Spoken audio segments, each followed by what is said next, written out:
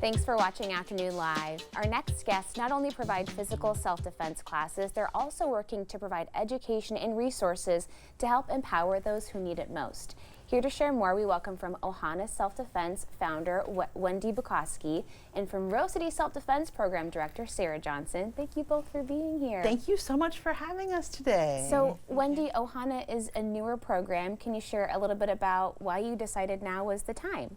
Sure. Well, I was born and raised in Hawaii, and Ohana literally translates to family in Hawaiian. And family means it provides a sense of belonging, unconditional love and support, and most importantly, safety. And that's basically a human right that I feel like we can definitely bump up here. And And you've got a great model to go off of with Rose City Self-Defense. Is that kind of the building blocks of having a new resource in the Vancouver area? About this time last year, it was just an idea, and it was because I noticed a local uptick in violence, specifically towards women. And I started doing some research and finding out if anyone's teaching any of the women any free self-defense. Because if someone's already doing that, then I wanted to, give them a thumbs up and high five. But there was nothing like that on this side of the river. And so I reached out to Rose City Self-Defense after learning about the program, and that's how I connected with Sara. And so together we were able to merge and co-create the curriculum for Ohana Self-Defense, and something completely new. We did just launch 3 weeks ago and went public. How exciting. Yes, definitely. So Sara, can you tell us a little bit about what makes your groups a little bit different and really empowering for people that come and take your classes? Oh, sure. I mean, I think that empowerment piece, what Wendy and I really connect with is you can take any self-defense class. You can walk into an MMA gym, you can go to a martial arts studio. But what we see is really different. The empowerment piece really means holistic. So we're talking about not just physical self-defense. We actually teach the physical self-defense as a last resort. But we talk about de-escalation, situational awareness, assertive communication, boundary setting, and consent. So we're talking about these holistic topics that we're able to share with women, which I heard a statistic recently that empowerment self-defense, if you've taken a course, it actually can reduce your victimization by 50%. Wow.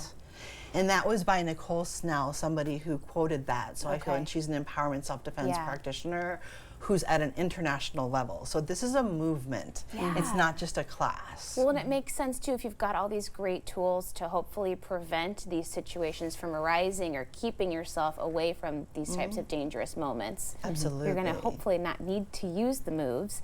What was that like for you when you kind of heard about Rose City's message for the first time? Did you immediately go, yes, this is what I want to establish in Vancouver? I already had an idea of what I wanted to establish in Vancouver, but I wanted to make sure I wasn't reinventing the wheel. And so once I was able to take their program, it was just a real eye-opener. I was deeply impressed with how well-rounded their curriculum was. That included pieces that I had never even considered, such as the situational awareness that Sara was touching on, the de-esc. There's other parts and components that they include to just create a really amazing curriculum. So I was kind of enthralled with that. Can you share a little bit more about how that works, some of those tactics that Wendy was sharing? Oh, yeah. So if we want to talk about physical skills, well, something exciting that Wendy's doing right now is teaching a course for seniors who use mobility devices. So what we thought we wanted to do today is teach you a couple physical skills, again, last resort, but if we get there, we're going to teach them to you standing and then have you do them with us seated. Okay, so we're going to go ahead. And let's see, how can we angle, which way is best for you to be right here? So the first one we're going to focus on is a primary target to the eyes. I know it seems creepy to target the eyes, but if someone is physically assaulting me, I've got the right to defend myself. I'm putting my hands up where the ears are, I'm coming into the eyes, and I'm scraping across. So this is an eye gouge. Yeah, I don't want to be on the receiving end of that. Right, that looks pretty painful. It's icky, right? What could happen, the eyes could slam shut, they could water or bleed. But the good thing is, if that person does this, then we can escape. And that's what we want, right? There you go. The next one is called an ear clap. So I'm cupping my hands and I'm whack, smacking those ears. And what that could do is disorient someone, again, to the point that I can escape. Yeah, they're not expecting that. No, they're not expecting Right. Wow. And then the third physical skill we have, if someone's getting in my space or has already physically assaulted me, if we find this soft spot on our throat, Okay. I'm going to use 2 fingers and just jab that spot. So that could somebody lose their breath, and again, I can escape. Okay. So now we learn those skills standing. Now seated, I want you to have a nice comfortable All right, position. I'm ready. Arms up, and we're gonna do 3 eye gouges. Okay. So I'm gonna say strike, and you're gonna do 1. Okay. Ready? Strike. Oh, Strike.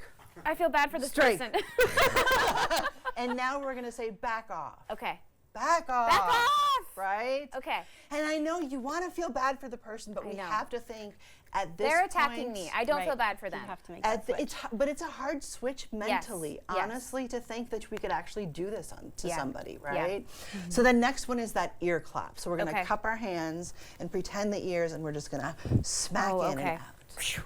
Right? The sound Okay. effects help. I swear Yeah. they do. Oddly satisfying.